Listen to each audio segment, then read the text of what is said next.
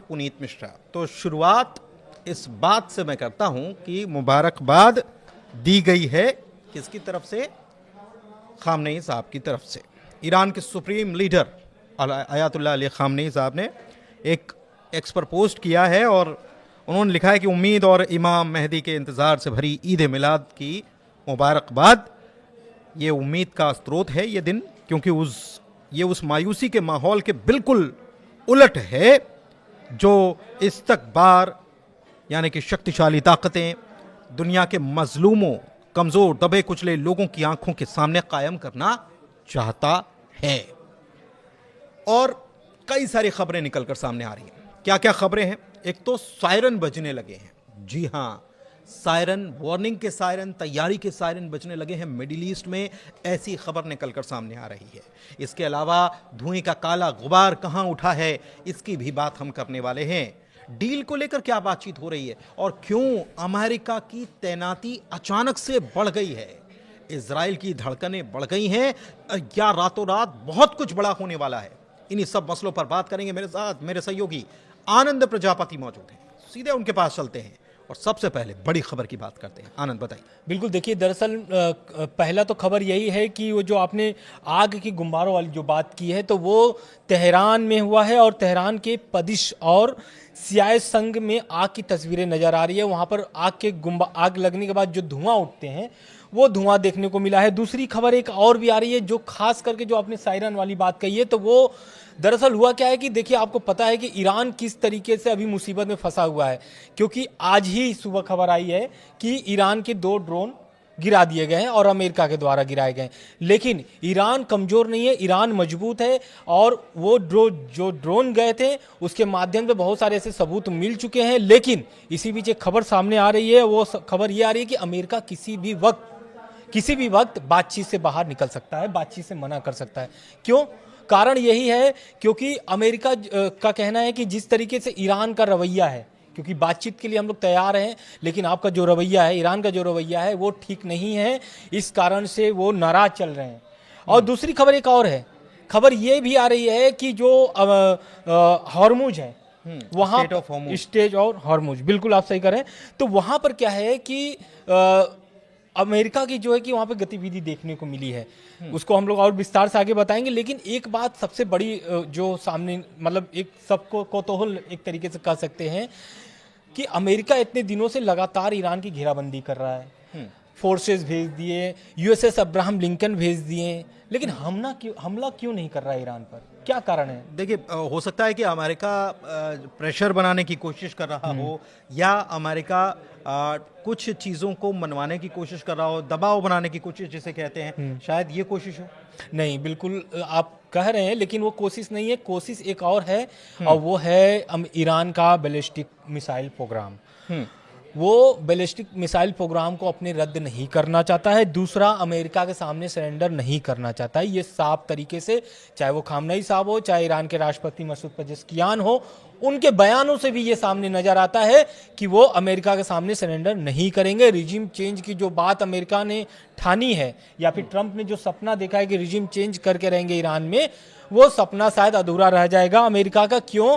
क्योंकि ballistic missile programme जो है ईरान का, आपको भी पता है कि कौन कौन से बैलिस्टिक मिसाइलें हैं उनके पास, ईरान के पास, और उनकी यही ताकत है ईरान की, जिसे वो रद्द नहीं करना चाहेंगे। दूसरी बात, बातचीत में वो जो ईरान ने अपने शर्तें रखे हैं, उन शर्तों से पीछे हटने वाले नहीं हैं। उनका साफ कहना है, ना बैलिस्टिक मिसाइलें हम बंद करेंगे बनाना, ना ही अपने न्यूक्लियर प्रोग्रामों को बंद करेंगे। उनका जो न्यूक्लियर प्रोग्राम चल रहे हैं वो जारी रहेंगे। बिल्कुल।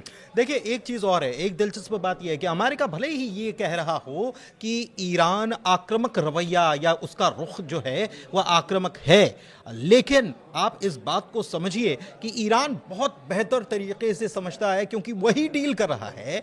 तो जून के महीने में जो कुछ हुआ कि एक तरफ बातचीत हो रही थी और बातचीत की मेज पर बैठे हुए थे, लेकिन पता चलता है कि अचानक से B-2 बॉम्बर्स आते हैं और अटैक कर देते हैं। तो ईरान इस बात से मुतमईन होना चाहता है कि उसके अगर ड्रोन जा रहे हैं तो वहां कितनी एक्टिविटी है, कितनी तैयारी है। अगर वहां पर तैयारी हो रही है तो हमको भी तो तैयारी करनी होगी। तो इसी के मुताबिक ये माना जा रहा है कि ईरान ये जो है निगरानी करने का काम कर रहा है। एक चीज और बता दें आपको, अभी भले ही मिडिल ईस्ट में शांति है, अभी भले ही मिडिल ईस्ट में शांति है, लेकिन बहुत चौंकाने वाली खबर है कि आने वाले कुछ घंटों में यहां पर बड़ा हो सकता है कुछ। एक तो मीटिंग की बात चल रही है, मीटिंग आनंद हो रही है और मीटिंग का परसों होनी है, 6 तारीख को होनी है। लेकिन आनंद, ये 48 घंटे जो हैं ये बहुत ज्यादा अहम हो जाते हैं। मीटिंग के पहले का वक्त बहुत अहम हो जाता है, क्योंकि इजराइल इस बात से कतई तैयार नहीं है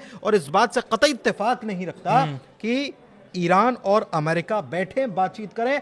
वो कह रहा है कि या तो आप हमला करो वरना हम करते हैं, फिर आपको पीछे आना पड़ेगा। बिल्कुल आप सही करें। और हो सकता है बात होने से पहले, जो मीटिंग होने से पहले ट्रंप जो है कुछ बड़ा ऐलान कर सकते हैं। ऐसी भी खबरें सामने निकल के आ रही है कि ट्रंप जो है कुछ बड़ा ऐलान करेंगे कुछ ही घंटे में। हो सकता है कुछ ही घंटे में कर दे, या फिर 48 घंटे का जो आप समय बता रहे हो उसके कुछ घंटे पहले ये कर सकते हैं। दूसरी बात, ईरान और अमेरिका के बीच जो बातचीत होगी वो फुल स्केल पर होगी। फुल स्केल मतलब जो ईरान अपनी शर्तें लेकर के जाएगा या फिर अमेरिका जो अपनी शर्तें लेके जाएंगे वो लोग, वो पूरी शर्तों पर बातचीत होगी। और ईरान जो साफ कर अपना शर्त जो मनवाना चाहता है ईरान से, यही कारण है कि पिछली बार की भी जो बातचीत थी वो असफल रही थी। लेकिन इस बार की जो फुल स्केल वाली जो बात है, तो उसमें क्या है कि कोई भी छोटी मोटी डील नहीं होनी है। जो भी डील होगी वो अंतरिम डील नहीं होगी, और अगर होगी तो पूरी बातचीत के साथ होगी, और इसमें कोई भी मिडिल ईस्ट के कोई भी देश शामिल नहीं होंगे। अच्छा, लेकिन एक चीज है, डील की बात हो रही है, जगह की बात हो रही है कि इस्तांबुल में तुर्की जाएंगे, इस्तांबुल में होगी, फिर कह दिया गया कि ओमान में होंगी। अभी तक देखिए, ये दिलचस्प बात है कि एक तरफ अमेरिका और ईरान के बीच ये खबर आती है कि इस्तांबुल में मीटिंग करने वाले हैं, फिर ये खबर निकलकर सामने आती है कि इस्तांबुल में नहीं, हम चाहते हैं कि ओमान में मीटिंग हो। लेकिन ओमान में होगी या इस्तांबुल में होगी, इसको लेकर अभी कोई खबर इस पर मुहर नहीं। तो ये मीटिंग होगी कि नहीं होगी? बिल्कुल मीटिंग होनी है, क्योंकि कुछ सोर्सेज जो है वो बता रहे हैं कि जो मीटिंग थी 6 फरवरी को ईरान और अमेरिका के साथ इस्तांबुल में, तुर्की में, वो अब शिफ्ट होकर के उसी तारीख को ओमान में होने वाली है। अमेरिका राजी हो गया इसके लिए? अब इसके लिए ये सोर्सेस क्लियर नहीं किए, लेकिन जो सोर्स सामने आ रहा है वो सामने आ गया है कि हाँ, जो शेड्यूल है वो शिफ्ट हो चुका है तुर्की से ओमान। लेकिन इसके बीच एक और बड़ी खबर आ रही है, वो आ रही है कि बातचीत के बीच अमेरिकी की मिडिल ईस्ट में जो तैनाती है, अमेरिका जो फोर्सेस वहां पे बढ़ा रहे हैं, उसकी तैनाती बढ़ते हुए दिखाई दे रही है वहां पर। और खबर ये भी है कि अमेरिकी जो एयरफोर्स का E11A मिडिल ईस्ट में नजर आया है। ये बहुत ही चिंताजनक विषय है, क्योंकि ये ईरान के लिए बहुत महत्वपूर्ण है। महत्वपूर्ण इसलिए भी है क्योंकि ईरान, देखिए, भले ड्रोन अपना भेज करके वो पता, जाहिर सी बात है, आपने जैसा कहा कि ईरान भी पता लगाना चाहता था कि अमेरिका जो ताकत लेके आया वो उसकी ताकत भांपने के लिए वो ड्रोन भेजा था, और उसकी वो ताकत भांप भी लिया है। लेकिन ये जो अमेरिकी फोर्स का E11A मिडिल ईस्ट में नजर आया है, ये कहीं ना कहीं चिंताजनक ईरान के लिए बन चुका है। बिल्कुल ठीक है। अच्छा, एक चीज और है, स्ट्रेट ऑफ हॉर्मुज़ में भी एक बड़ा सा टैंकर देखा गया है और उस पर अमेरिकी झंडा जो है वो लहरा रहा है।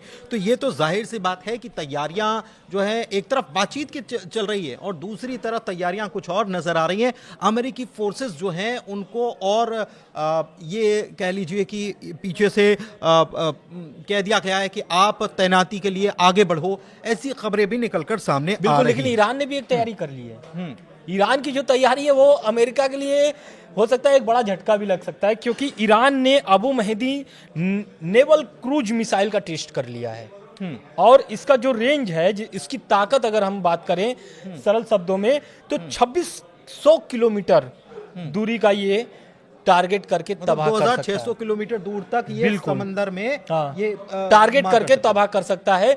तो ये कहीं ना कहीं, क्योंकि आपको भी पता है कि अरब सागर में तैनात है USS अब्राहम लिंकन, तो ईरान के लिए ये बहुत बड़ी मुश्किल नहीं है हमला करने के लिए। आपने जो बात स्टार्टिंग में कहा कि ईरान भी हमला कर सकता है, क्योंकि ट्रंप जो है वो दोनों चाल चल सकते हैं। पहला, बातचीत भी मैच एक ही मंच पर बैठ करके बात करेंगे, एक ही बेंच पर बैठकर बात करेंगे, और दूसरी तरफ ईरान पर हमला भी हो सकता है। यही कारण है कि ईरान पूरी ताकत से और पूरी समझ से, जो भी उनके IRGC जिस तरीके से वहाँ पे इंटेलिजेंस उनके काम कर रहे हैं, इससे ये समझ में आ रहा है कि ईरान जो है सरेंडर नहीं करेगा, जैसा हमने शुरू में बताया आपको। ठीक है। अच्छा, एक चीज और है, मिडिल ईस्ट में इस सब टेंशन के बीच सबसे ज्यादा टेंशन किसको हो रही है? सबसे ज्यादा टेंशन हो रही है उन मुल्कों को जो ईरान के आसपास मौजूद हैं, क्योंकि रीजनल वॉर में तब्दील हो जाएगा अगर ये वॉर छिड़ता है। तो ये अयातुल्लाह अली खामनेई कह चुके हैं, ईरान के सुप्रीम लीडर, और उनके इस बयान के बाद चिंताएं बढ़ गई हैं। चाहे वो यूएई की बात हो, चाहे वो सऊदी अरब की बात हो, चाहे वो कतर की बात हो,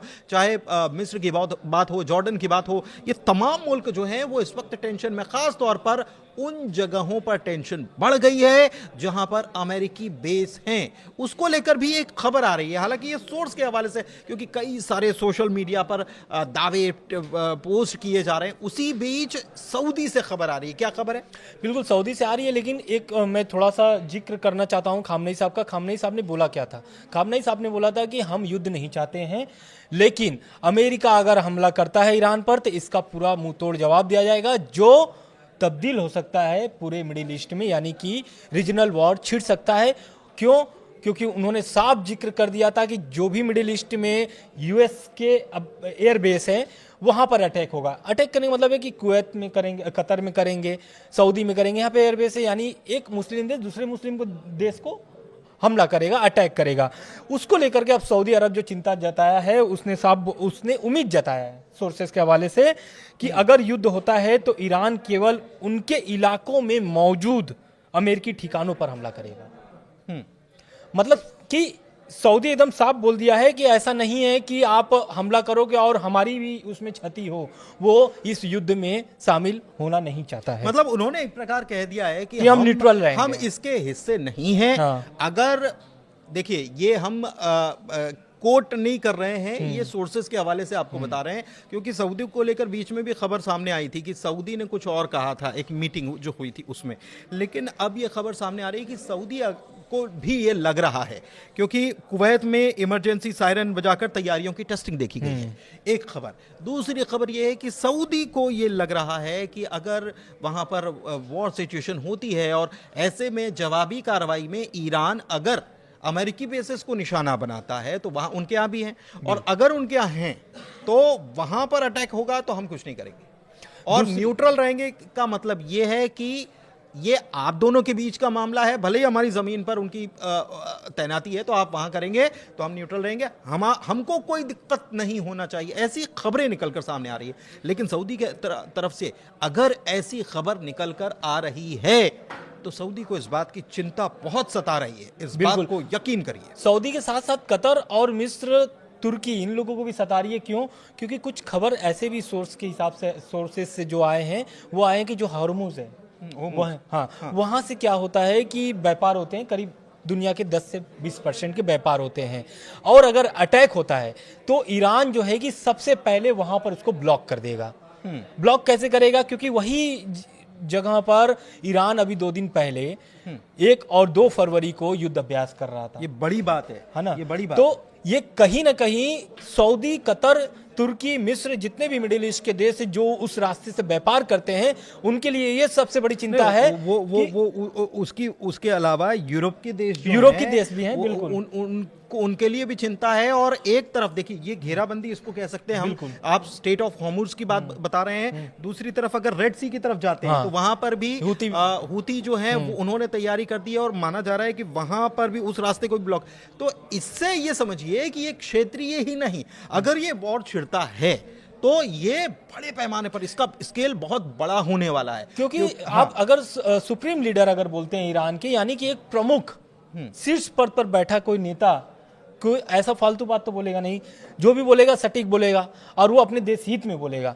तो उनके रीजनल वॉर का मतलब ही यही है कि वो चारों तरफ से घेरेंगे, व्यापार भी जाएगा, आपका क्षेत्रीय जो नुकसान होंगे ही, हवाई जो हमले होंगे वो होंगे ही, साथ में हो सकता है कि आने वाले समय में अगर इसी तरीके से दबाव बनाए रहे तो रूस और चीन भी कूद सकते हैं, क्योंकि अभी पीछे से बैकिंग सपोर्ट तो कर हो रहे रही है, हैं। बैकिंग बिल्कुल। पीछे से हो रही है। और आप ये समझिए कि अगर ये स्टेट ऑफ होर्मुज और अगर लाल सागर जो है वहां पर ब्लॉकिंग होती है तो इसका असर पूरी दुनिया पर, क्योंकि सप्लाई चेन पर पड़ेगा, सप्लाई बिल्कुल। चेन पर पड़ेगा।